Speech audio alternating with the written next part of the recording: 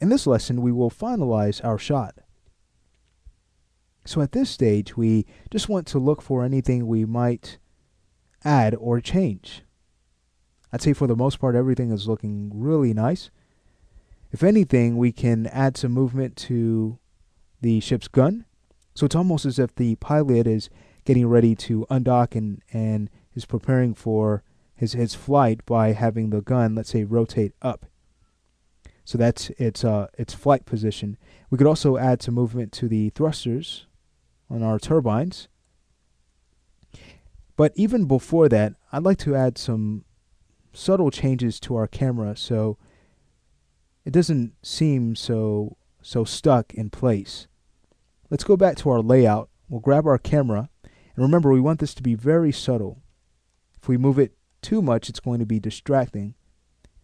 So let's go to frame 1, and we'll press Shift W to set our initial key, and we'll go ahead and space this out quite a bit. On frame 44, we'll go there and have the camera, let's say, move down and forward just slightly.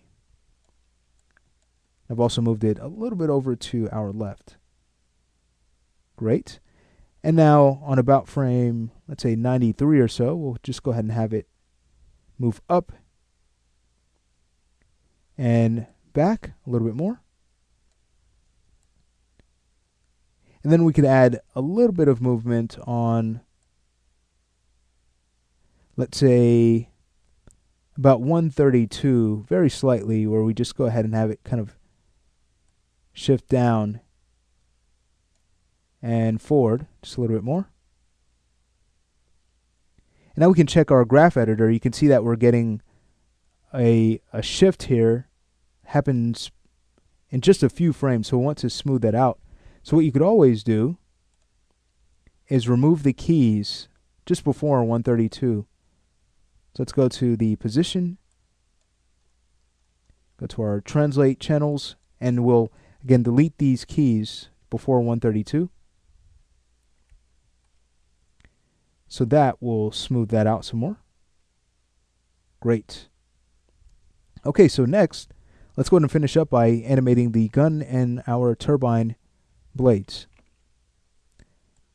So selecting our ship again, we'll go ahead and just animate the pitch axis. We want this offset from our other keys. So let's go ahead and on about frame 99 or so, we'll go ahead and just set a keyframe, and then we could have the gun rotate up a few frames after that on 107. So we'll go ahead and just bring it up, not all the way, but just so it kind of straightens out. So we could always use about a value of 6. But then we'll want a bit of recoil so it just doesn't look as if it rotates and then stops. We want it to feel as if a weight is affecting the gun's rotation. So on 114, I'll have it rotate down just very slightly and then rotate up ever so slightly, not as much. And then just to check for that, we can go back to our graph editor. Let's go ahead and take a look at our custom channel, the pitch axis. There it is. We'll frame in, pressing the F key. And now let's go ahead and tweak this by adding an overshoot on frame 107, where it goes up just a little bit higher, just to cushion that out a bit more. And then on about frame 114, we'll go ahead and bring the out tangent down, again to smooth this out a little bit more. Great. So that looks nice. All right, so once we're satisfied with that, we can now go ahead and work on our last task, which are our thrust blades. So here, we want those to kind of kick in as the ship starts to take off.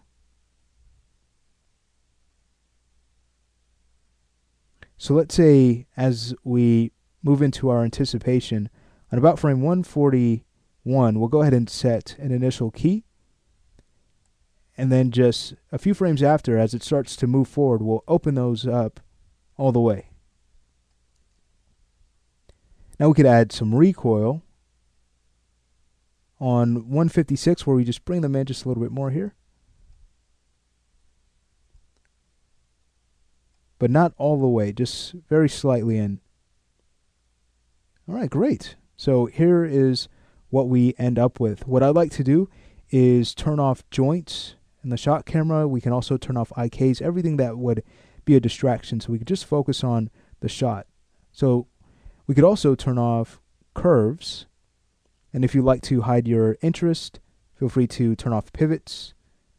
If you want to hide the group object, you'll want to turn off handles. And then at this point, we can go ahead and run another play blast. So we'll head over to Window, Play Blast Options. Everything should already be set. So we can go ahead and start one off. And as it renders in this small view, this is a great way to keep track of your timing. But here's our end result. And that is very nice. So in a matter of just a few lessons, we have created a really nice sequence using the techniques and tools that we've learned throughout the animation section of this series. Beautiful.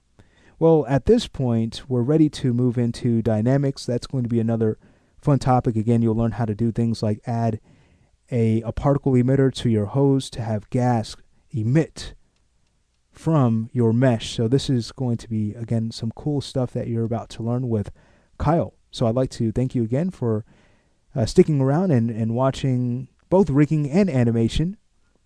Make sure to go over the videos again if you aren't quite clear on some of the concepts that we have covered, just to make sure that you are comfortable with them in order to use them for your own rigs and animations. So with that, again, thank you for watching, and I'll see you in the next training course.